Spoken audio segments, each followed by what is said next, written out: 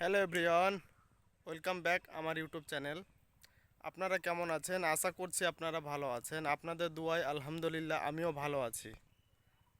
আজকে আমি আপনাদের সঙ্গে যে বিষয়টা তুলে ধরতে চাই সেটা হচ্ছে যে আমরা অনেকেই প্রায় এরকম ভুল করে থাকি। দালালের খপ্পরে পড়ে আমরা অনেক সময় নিজের নিয়ন্ত্রণকেও হারিয়ে ফেলি। যেরকম আজকে আমি যে বিষয়টা নিয়ে কথা বলছি সেটা হচ্ছে যে আমি ফেসবুকে স্ক্রল ডাউন করে ভিডিওগুলো দেখছিলাম। ওই মুহূর্তে আমার কাছে একটা ভিডিও ভেসে আসে। সেই ভিডিওতে দেখানো হচ্ছে যে 5জন লোককে সৌদি আরব পাঠানো হচ্ছে, যে পেট্রোল পাম্পের কাজের জন্য ভিসায় পাঠানো হচ্ছে। তাদের কাজের জন্য ভিসার টাকা নিয়েছে দালাল 5 লাখ টাকা করে। সেই কথাগুলো বায়ান করছে, কিন্তু সেই জায়গায় ভিডিওতে সেই কথাগুলো বায়ান করছে। কত সুন্দর বায়ান! এবং সে বলছে 12 ঘন্টা ডিউটি, 12 ঘন্টা ডিউটি এবং 1300 রিয়াল স্যালারি, থাকা খাওয়া নিজের। আগে ধ্যান করে আমার কথাগুলো শুনবেন আমি কি বলতে চাইছি।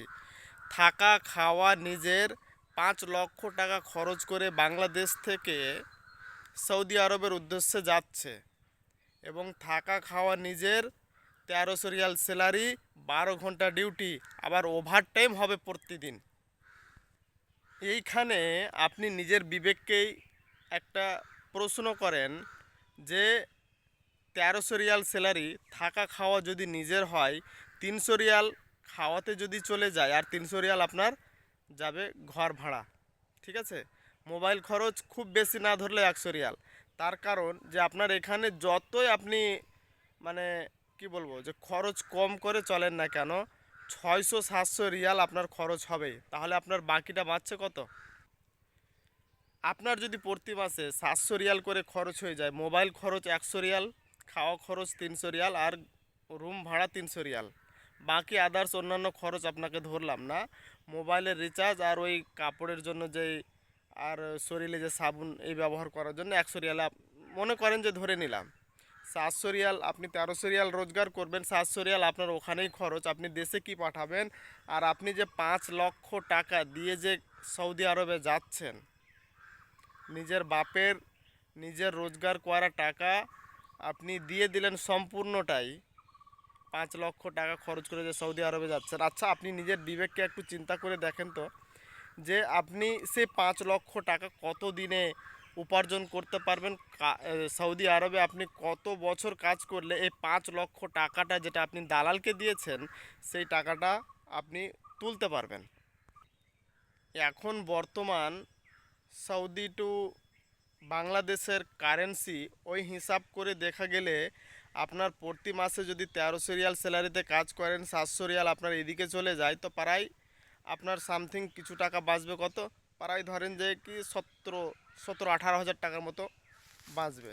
1700-1800 টাকা যে আপনার কাছে বাঁচবে, সেই টাকা আপনি যদি দেশে পাঠান প্রতি মাসে, তাহলে আপনার বাড়িতে অবশ্যই খরচ হয়ে যাবে। আপনার বাসায় আপনার স্ত্রী আছে, বউ বাচ্চা আছে, সকলে মিলে খরচ করে মানে হয়তো তাদের মানে খরচ হয়ে আবার হয়তো লাগতে পারে কিছু টাকা, কিন্তু সেটা আর বাঁচবে না। আপনি চিন্তা করছেন কি আপনাকে বিদেশে কতদিন কাটাতে হবে? আশা করছি আমি যে ভাষাগুলো বলছি আপনাদেরকে আপনারা সঠিকভাবে বুঝতে পারছেন। দ্বিতীয়ত কথা, আপনাকে এইখানে ভাবতে হবে যে 12 ঘন্টা ডিউটি, আবার ওভারটাইম আছে। 12 ঘন্টা ডিউটিটা হচ্ছে 12 ঘন্টা ফিক্সড ডিউটি, এই 1300 রিয়ালের মধ্যে 12 ঘন্টা ডিউটি, আবার ওভারটাইম করতে পারবে। আপনি বলুন তো, আপনি 12 ঘন্টা ডিউটি করে এসে পরে আর কি 2 ঘন্টা কি 3 ঘন্টা কি 4 ঘন্টা ডিউটি করতে পারবেন? আচ্ছা, আপনি 12 ঘন্টা ডিউটি করলেন, তারপরে যদি আপনি বলবেন যে আমি আরও 2 ঘন্টা করে প্রতিদিন এক্সট্রা করব কাজ, তবে আপনি আরাম কখন করবেন? আপনি খাওয়া দাওয়া কখন করবেন? নিজের যেহেতু খাওয়া, আপনি বিদেশে যাচ্ছেন, ঠিক আছে, ভালো কথা, আমিও যেতে বলবো আপনাকে, কিন্তু এই কথাগুলো বেশি করে চিন্তা ভাবনা করে বিদেশের উদ্দেশ্যে যাবেন, না হলে দালাল যে ভিডিওটা আপনাদেরকে ভিডিওটার মাধ্যমে বানিয়ে যে ছেড়েছে, যে আমি 5 জনকে পেট্রোল পাম্পের কাজে পাঠালাম, আলহামদুলিল্লাহ তারা ভালোভাবে কাজ করবে। 13 সিরিয়াল, তো 13 সিরিয়াল তো বেতন ঠিক আছে, থাকা খাওয়া যদি কোম্পানির হতো তাহলে সামথিং কিছু ঠিক ছিল। কিন্তু পেট্রোল পাম্পে কাজ করা যে কতটা কষ্টকর, যারা পেট্রোল পাম্পে কাজ করেন তারাই বুঝে। তার কারণ আপনাদেরকে বললে আপনারা বুঝতে পারবেন যে পেট্রোল পাম্পে কীরকম হয়। এখন সৌদি আরবে প্রচুর গরম, সৌদি আরবে প্রচুর গরম। যখন এত গরমে গাড়ি চলে আসবে পেট্রোল পাম্পে, এসে পরে আপনাকে তেল ঢালার জন্য বলবে, সেই গাড়ির যে ইঞ্জিনের তাপটা, সেই তাপটা আপনাকে মানে সেই তাপটা আপনি অনুভব করতে পারবেন। দ্বিতীয়ত কথা, যে আপনি পেট্রোল পাম্পে যেহেতু কাজ করবেন, কখনো আপনি বসতে পাবেন না, একের পর এক গাড়ি আসতে থাকবে, আপনি কাজ করতে থাকবেন। এখন তো গরমের সময় না আপনি এসি পাবেন নাকি আপনি বসতে পাবেন। ঠান্ডার সময়ও সেরকম কিছু ব্যবস্থা নেই, নাকি আপনি সেখানে ঠান্ডাতে আপনাকে দাঁড়িয়ে তেল দিতে হবে। তো যেই কোনো কাজে যাবেন না কেন, আপনারা একটু চিন্তা ভাবনা করবেন, নিজে থেকে নিজের শরীরের যত্ন নেওয়ার চেষ্টা করবেন, নিজে থেকে একটু চিন্তা ভাবনা করবেন যে আমি এখানে যাচ্ছি তো কীরকম কী কাজ। আমি আপনাদেরকে এই ভিডিওর মাধ্যমে যে কথাগুলো বললাম, আবার তাদের ভিডিওটাও আমি আপনাদেরকে কিছু ক্লিপ দেখাতে পারতাম, তবে আমি আপনাদেরকে সেই ভিডিওটা দেখাচ্ছি না এই জন্যেই যে তার বিরুদ্ধে তো আমি কথাই বলছি আপনাদেরকে সতর্ক করার জন্য, এবং কি সে আবার আমার চ্যানেলকে স্ট্রাইকও করে দিতে পারে।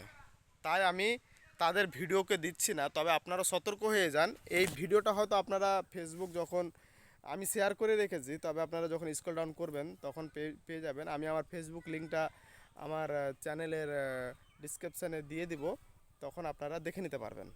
আর ফেসবুক পেজে ঢুকতে গেলে আপনারা দেখতে পারবেন।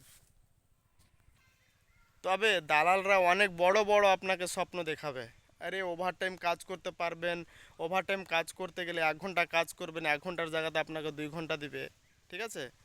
এটা কখনোই আপনাকে দিবে না। এবং ওভারটাইম ডিউটি করতে গেলে আপনাকে ডিউটির পয়সা দিলেও আপনার সেখানে আপনি ডিউটি করতে পারবেন না। এগুলো জিনিস মাথাতে রেখে কাজ করবেন।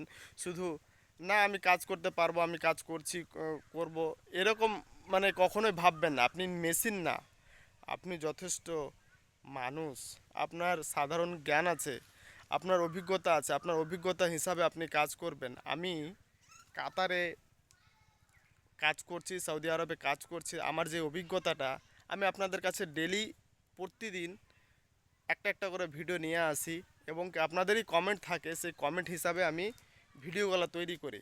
এই ভিডিও বানানোর উদ্দেশ্য হচ্ছে এটাই যে আমারও কিছু হয়তো লাভ হতে পারে আর আপনাদের কিছু লাভ হতে পারে, এই উদ্দেশ্যে ভিডিওগুলো তৈরি করি। তো আপনারা অবশ্যই চ্যানেলটা সাবস্ক্রাইব করবেন, লাইক করবেন, কমেন্ট করবেন। ধন্যবাদ।